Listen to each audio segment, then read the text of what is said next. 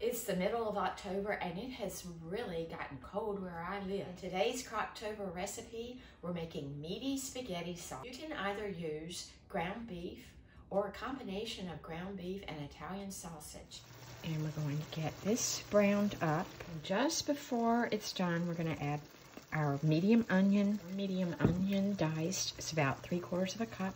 1 medium green pepper diced. That's also about 3/4 cup. Saute this for just a couple minutes to get the onions and peppers softened. Now we add our garlic, 8 cloves of minced garlic. Cook this 1 more minute.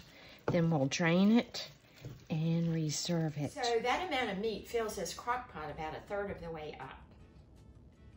So this recipe makes about 12 servings. And of course, you can always freeze any leftovers. We're gonna add our tomato base on top of our meat. Start out with 3 14.5-ounce cans of diced tomatoes.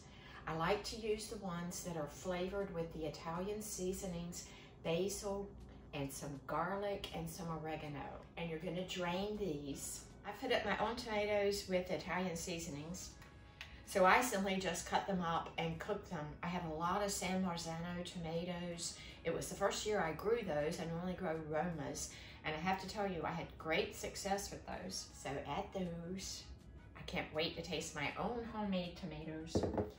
We need 29 ounces of tomato sauce and 12 ounces of tomato paste. Then we add 1/3 cup of sugar to neutralize some of that acid.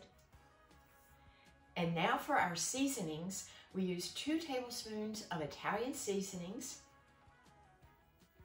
So I keep 2 brands of Italian seasonings on hand. I have the McCormick, which the #1 seasoning in this mix is marjoram.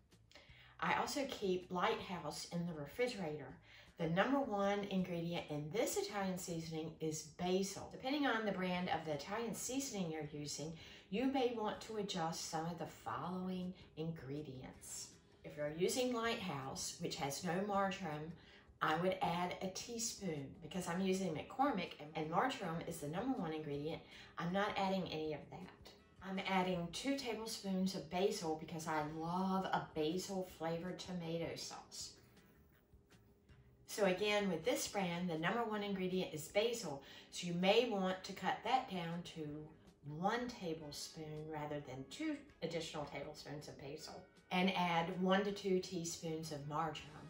And if you're a huge fan of oregano like I am, you may want to add 1 to 2 teaspoons of dried oregano. Now we want to stir this well, and you see it's enough to come up to halfway of the crock pot. So add about 1/2 teaspoon of salt, and I'm going to add about 1/4 teaspoon of black pepper. Sometimes I add cayenne because I am a huge fan of hot and spicy.